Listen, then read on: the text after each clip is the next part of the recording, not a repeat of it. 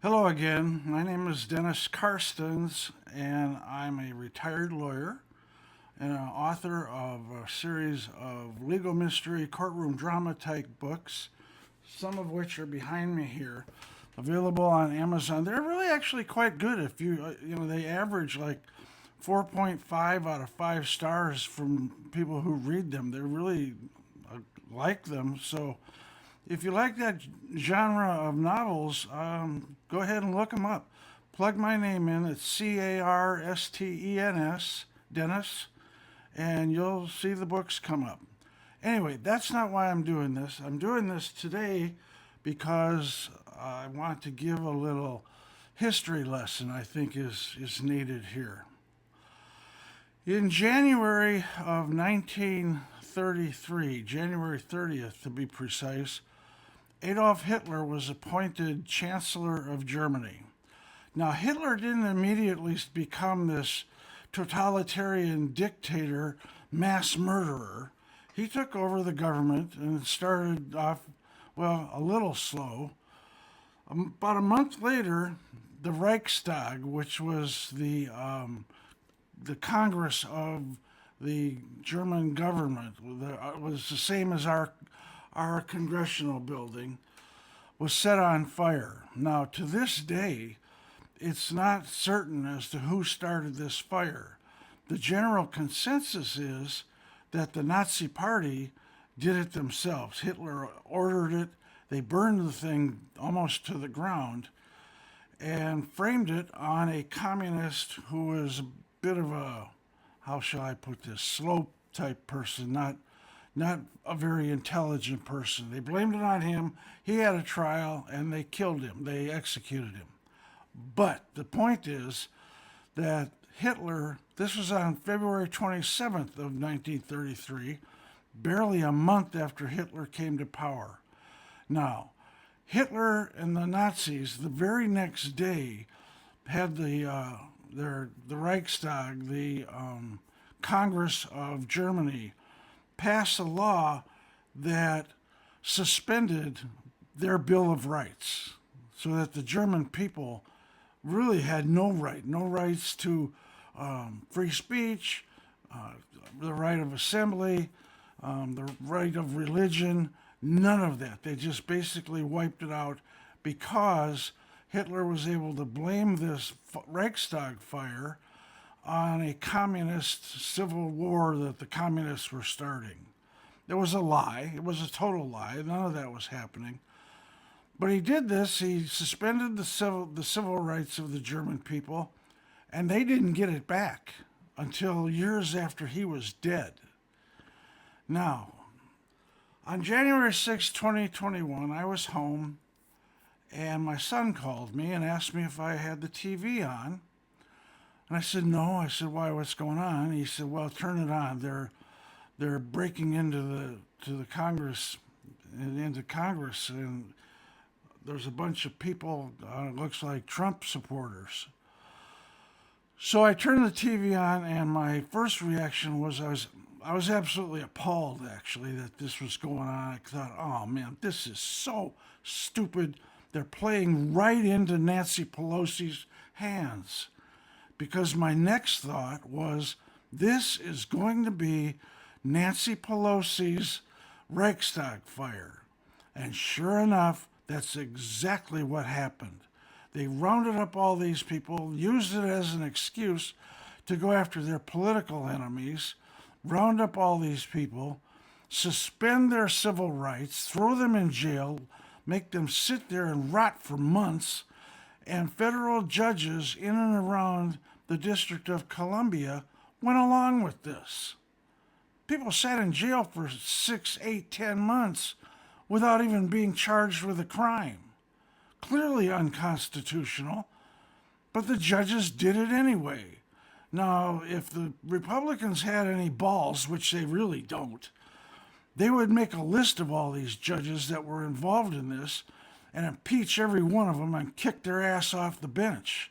This was a terrible thing to do, but they got away with it. Why? Because the government hates us. When I talk about the government, I talk about the elected government and, more importantly, the unelected government. So, for those of you out there who don't believe this could happen here, it is happening here. They went after Trump for the same reason, the same thing. Suspended his rights, threw ridiculous charges at him. Fortunately, there's a couple of federal judges who are standing up to this nonsense and telling them they can't get away with this. The state of New York, they're so gone, it's sad. I mean, I want to bring something up here that should have been brought up a long time ago. That fat, useless Attorney General of the state of New York is a disgrace to the bar, okay? I'm a retired lawyer, so I get to say that. She should be disbarred and removed from office immediately.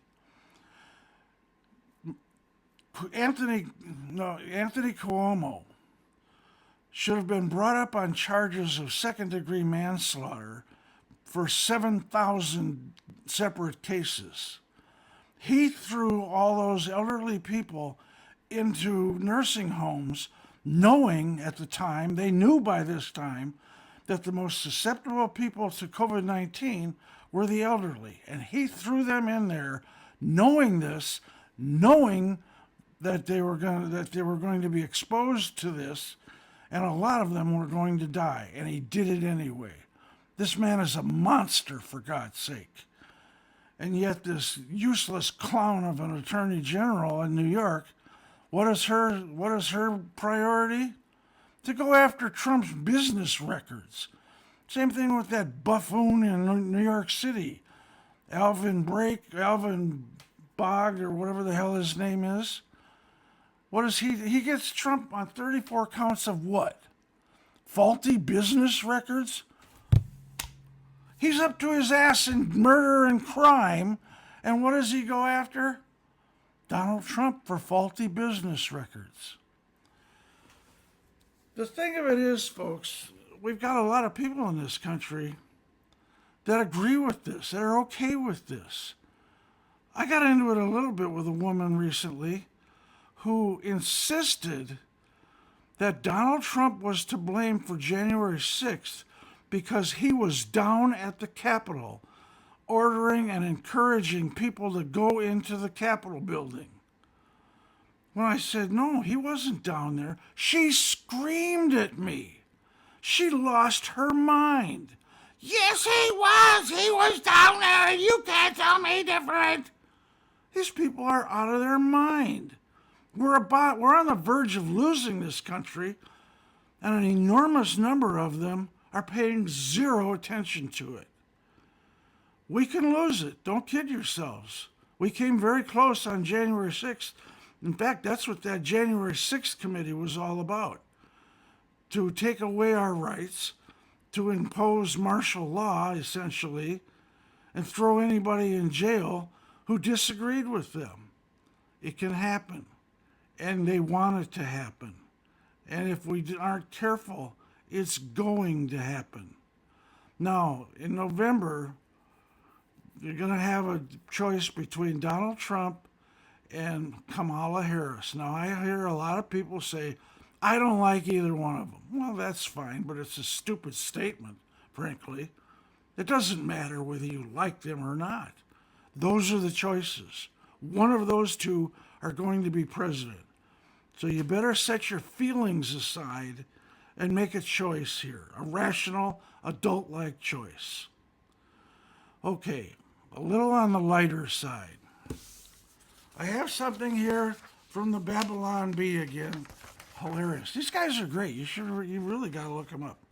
Here it is. Here's the headline. And it reads, "We applaud Caesar for doing the right thing and stepping down," says a senator holding a bloody knife. Now, all of you should remember what happened to Julius Caesar. The Senate got tired of him, and they stabbed him to death. Well, that's what the Democrats did to Joe Biden.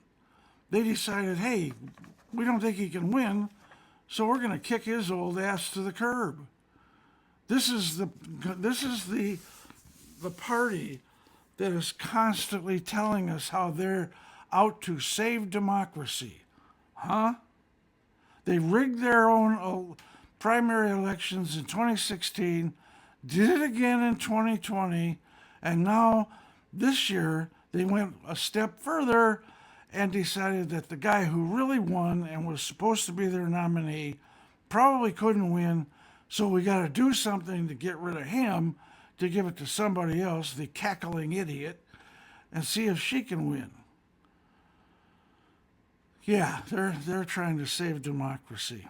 Anyway, thank you for your time. I hope you learned something today.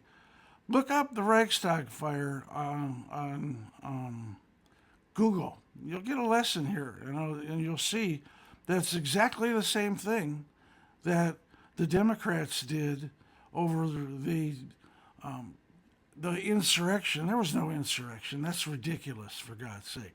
What the Democrats did to Joe Biden, that's an insurrection. The angry people that went into the Capitol building on January 6th and wandered around the halls for a while, that's not an insurrection. And they need to stop lying about them killing police officers. The only police officer that died was a guy who had a heart attack. Okay? And the only murder that was committed was by some fat coward Capitol cop who murdered an unarmed woman. And we've had Republicans say, good, he should have shot more of them. I mean, that's just disgusting. Lindsey Graham. Anyway, thanks again. Have a great day. Remember, think with your head and not your feelings.